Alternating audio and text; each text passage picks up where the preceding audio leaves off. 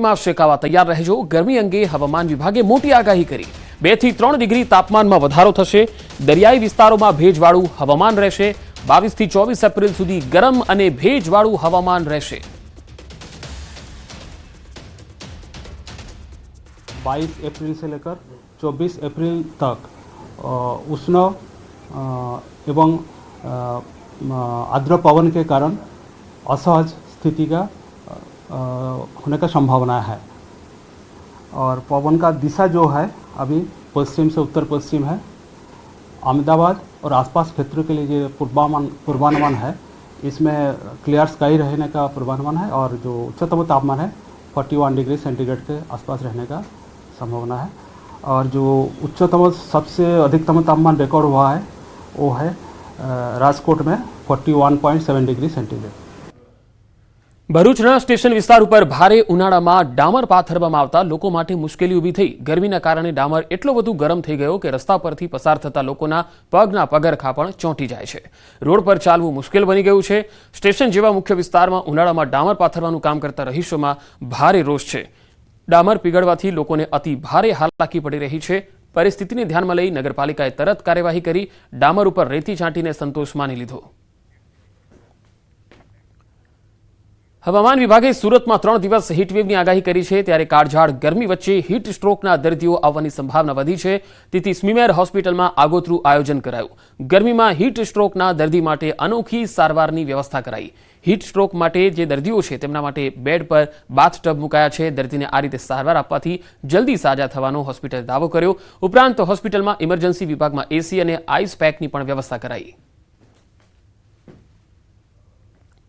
તાત્કાલિક એનું બોડીનું temperature normal થાય એ માટેની અમે આ કુલિંગ બાથની વ્યવસ્થા કરી છે। સાથે અમે ઇમરજન્સી વોર્ડમાં સેન્ટ્રલ એસી પણ કરી દીધું છે કે આ ખૂબ જરૂરી છે અને આ ગરમીથી આ હીટ સ્ટ્રોકથી બચવા માટેનો આ ખૂબ એક લાભદાયી આ એક અમારો પ્રયોગ છે અને દર વર્ષે અમે આ કરતા હોઈએ છીએ। અને મને એ પણ ગર્વ છે કે મહાનગરપાલિકાની પહેલી આ એવી હોસ્પિટલ છે ગુજરાતભરની કે ત્યાં આવું અમે હીટ સ્ટ્રોકથી દર્દીઓને રક્ષણ આપવા માટે આવા કુલિંગ બાથની પણ વ્યવસ્થા અમે કરી છે। સ્મેર મેડિકલ કોલેજમાં ઇમરજન્સી વિભાગમાં ખાસ વોર્ડની વ્યવસ્થા કરવામાં આવેલી છે, જેમાં સેન્ટ્રલાઇઝ્ડ એસી છે કે જેથી વોર્ડનું ટેમ્પરેચર મેન્ટેન રહે અને ખાસ હીટ સ્ટ્રોકના દર્દી માટે આપણે 2 બાથટબની વ્યવસ્થા કરવામાં આવેલી છે, જે તમે જોઈ શકો છો કે જેમાં ઠંડુ પાણી કે જે બરફ વડે ઠંડુ કરેલું પાણી હોય એ એક લેવલ સુધી ભરવામાં આવે છે અને તેમાં હીટ સ્ટ્રોકના દર્દીને આપણે સબમર્જ કરીએ છીએ જેથી એનું ટેમ્પરેચર જલ્દીથી નોર્મલમાં કાબૂમાં લાવી શકાય। જેમાં ઉનાળામાં જ પાણીની સમસ્યા વિકટ બની ગઈ। કેટલાક વિસ્તારોમાં પાણી ન આવતું હોવાની ફરિયાદ ઉઠી। અનેક વખત રજૂઆતો કરવા છતાં પાણીનો પ્રશ્ન હલ નથી થતો। અંબાજીના બ્રહ્મપુરી વિસ્તારમાં 4 થી 5 દિવસે પાણી અપાય છે, તેમાં પણ માત્ર 5 થી 7 મિનિટ પાણી અપાતા આ વિસ્તારના લોકોને 1 કે 2 જ બેડા પાણી મળી રહે છે।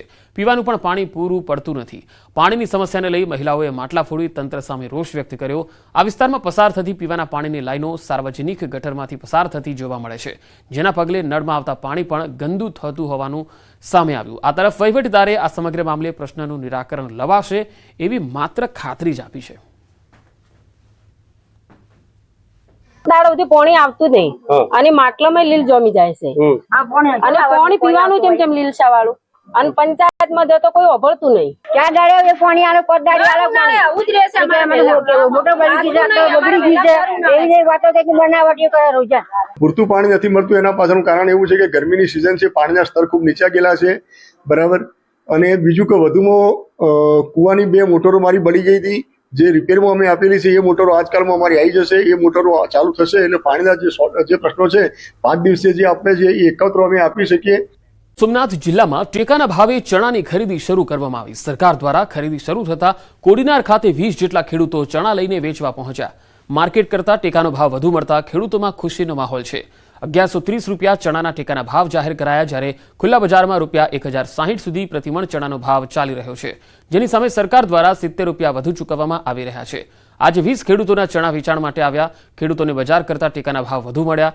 ત્યારે ખરીદ વેચાણ સંઘના પ્રમુખ દિલીપ મોરીએ જણાવ્યું હતું કે કોડીનાર તાલુકામાં 1030 ચણા અને રાયડો 609 ખેડૂતોએ રજીસ્ટ્રેશન કરાવ્યું, જ્યારે ગીર સોમનાથ જિલ્લામાં 13307 ખેડૂતોએ ચણા માટે, જ્યારે 3777 ખેડૂતોએ રાયડા માટે નોંધણી કરાવી છે। આ તરફ કોડીનાર ટેકાના ભાવના ચણાને લઈને આવનાર ખેડૂતોમાં ખુશીની લહેર પણ છે, કારણ કે સરકારે જાહેર કરેલા 1130 રૂપિયા ટેકાના ભાવની સામે ખુલ્લા બજારમાં 1050 થી 1080 રૂપિયા સુધીના ભાવ મળતા હોવાનો ખેડૂતોએ દાવો કર્યો. અત્યારે 1050 જેવો ભાવ છે, જ્યારે સરકારે ખરીદી 1130 રૂપિયા પ્રતિ 20 કિલોના ભાવથી ચાલુ કરી છે. કોડીનારમાં પણ કોડીનાર તાલુકા ખરીદ વેચાણ સંઘના નેજા હેઠળ માર્કેટિંગ યાર્ડમાં આજે ખરીદી ચાલુ કરવામાં આવી છે. રાત જોઈને બેઠા હતા લગભગ 1.5 મહિનાથી. અહીં વારો આવી ગયો છે ને ચાલુ છે આપણે ટેકાના ભાવનું ને બહુ ભાવે સારા છે. યાર્ડ કરતા 50-60 રૂપિયાનો ફેરક છે ને બહુ અમું છે. આમ યાર્ડમાં ભાવ છે 1050 સુધીનો છે. અહીંયા 1130 રૂપિયા જેવા ભાવ સરકારે નક્કી કરેલા છે. પણ રોગના પ્રમાણ તો વધારે હતું છતાં થોડા ઉતારામાં આવ્યા છે.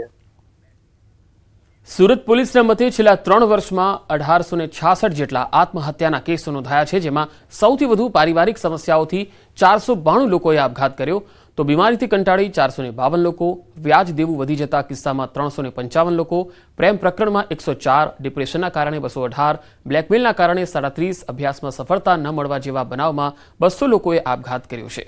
આપઘાતના બનાવોને અટકાવવા સુરત પોલીસે વિશેષ પ્રયોગ પણ હાથ ધર્યો છે, જેમાં તમામ ડીસીપીના નેતૃત્વમાં એક કમિટી રચવામાં આવી, સાથે હેલ્પલાઇન નંબર પણ જાહેર કરાયો, જેમાં 100 નંબર તો છે, પરંતુ હવે લોકોને આત્મહત્યાનો વિચાર આવે તો તાત્કાલિક ધોરણે નંબર જાહેર કર્યો છે. નવા જાહેર કરેલા નંબરો 24 કલાક કાર્યરત રહેશે, જેની પર પોલીસ કોન્સ્ટેબલ અને તેમની સાથે કાઉન્સિલર પણ હશે, જેઓ કોલ મેળવી જે તે સ્થળ ઉપર પહોંચી સમસ્યાનું નિવારણ કરશે. 3 નંબર રહેશે જો રાઉન્ડ ધ ક્લોક 24 ઘંટા જો કાર્યરત રહેવાના છે. આમાં એક કાઉન્સલર અને 2 અમારા જો પોલીસ, આ 3 લોકોની ટીમ 24 કલાક આપણા પોલીસ કંટ્રોલ રૂમમાં હાજર રહેવાના છે. ત્યાં જો રાઉન્ડ ધ ક્લોક જો પોલીસ હેલ્પલાઇન જો ચાલુ રહેશે. આમ ગુજરાતીઓ સુરક્ષિત છે. નોંધનીય છે કે ગાંધીનગરથી 30 અને પાલનપુરથી 20 પેસેન્જર લઈને ગાડી રવાના થઈ હતી, ત્યારે રામબનમાં અચાનક વાદળ ફાટવાથી પ્રવાસીઓ ફસાયા હતા, પરંતુ હાલ તમામ પ્રવાસીઓ સુરક્ષિત છે. તમામ પ્રવાસીઓને આર્મી કેમ્પમાં લાવવામાં આવ્યા. ગુજરાત પોલીસ સતત સંપર્કમાં છે. ટ્રાવેલ્સ માલિક અર્પિત મોદીએ યાત્રિકો અંગે નિવેદન આપ્યું કે પેસેન્જરને કોઈ નુકસાન નથી, ખાલી પીવાનું પાણી અને જમવાની તકલીફ હતી, પરંતુ સરકાર દ્વારા ત્યાંના તંત્ર સાથે સંકલન સાધીને આર્મીની મદદથી સમસ્યા દૂર કરી દેવાઈ છે.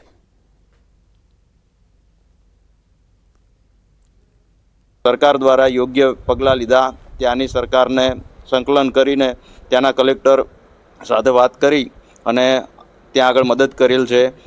ફસાયેલા પેસેન્જરોને બધા ત્યાં આગળ વ્યવસ્થિત સેફ સાઇડ છે, ત્યાં આર્મી કેમ્પમાં લઈ ગયેલ છે બધાને, અને ત્યાંથી વ્યવસ્થા કરી અને પરત મોકલવાની ત્યાં આગળ તજવીજ હાથ ધરેલ છે. અને બધા આ તરફ અરવલ્લી જિલ્લાના પણ 40 શ્રદ્ધાળુઓ અટવાયા છે. જમ્મુ કાશ્મીરમાં પૂર બાદ રસ્તા બંધ થતા અટવાયા હતા. માલપુર અને ધનસુરા તાલુકાના પ્રવાસીઓને રોકી દેવાયા હતા. જમ્મુ કાશ્મીરના સોફિયાન જિલ્લાના હીરપુરા વિસ્તારમાં અરવલ્લીના મુસાફરો અટવાયા હતા. શ્રીનગર, પહેલગામ, વૈષ્ણોદેવીના પ્રવાસે ગયા છે શ્રદ્ધાળુઓ. અમદાવાદની વીએસ હોસ્પિટલમાં ક્લિનિકલ ટ્રાયલ કૌભાંડનો મામલો. સામાન્ય સભા પહેલા વિપક્ષ દ્વારા વિરોધ નોંધાવવામાં આવ્યો. પ્રતિકાત્મક રાવણના 10 માથાવાળા ડોક્ટર તૈયાર કરાયા. વિપક્ષ નેતા સહિત કાઉન્સિલરોએ નોંધાવ્યો વિરોધ. વિપક્ષ દ્વારા સત્તાપક્ષને 8 સવાલો પૂછાયા. કૌભાંડ પગલે એએમસી દ્વારા 8 ડોક્ટરોને સસ્પેન્ડ કરાયા છે. વિપક્ષ નેતાઓએ પોલીસ ફરિયાદની માંગણી કરી છે. કસૂરવાર સામે પોલીસ ફરિયાદ દાખલ કરવાની માંગ કરાઈ છે. સુપ્રિન્ટેન્ડન્ટને સસ્પેન્ડ કરવાની પણ માંગણી કરાઈ.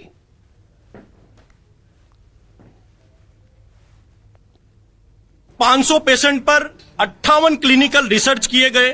सबसे बड़ा सवाल तो ये उठता है कि इन रिसर्च के बाद जो भी पैसे उन दर्दियों को मिलने थे, वो निजी पैसे उन प्राइवेट डॉक्टरों के निजी अकाउंट में जमा कराए गए।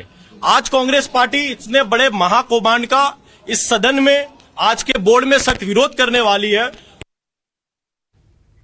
તો વિપક્ષ સામે કમિશનરે કહ્યું છે કે હોસ્પિટલમાં એથિક્સ કમિટી ડોક્ટરોએ સ્વયંભૂ બનાવી હતી અને કોઈની મંજૂરી લેવાઈ નહોતી. ડોક્ટર તેમજ સુપ્રિન્ટેન્ડન્ટ અંદરોઅંદર કમિટી બનાવી હતી, કોઈ મંજૂરી લીધી નહોતી. કઈ કંપની છે, કયા દર્દી છે તેની માહિતી લેવાઈ રહી છે. જે દવાઓ ટ્રાયલ થઈ રહી છે તેથી એક્સપર્ટને સાથે રાખીને તપાસ થશે. જો કંપનીઓની સંડોવણી હશે તો કાર્યવાહી કરીશું.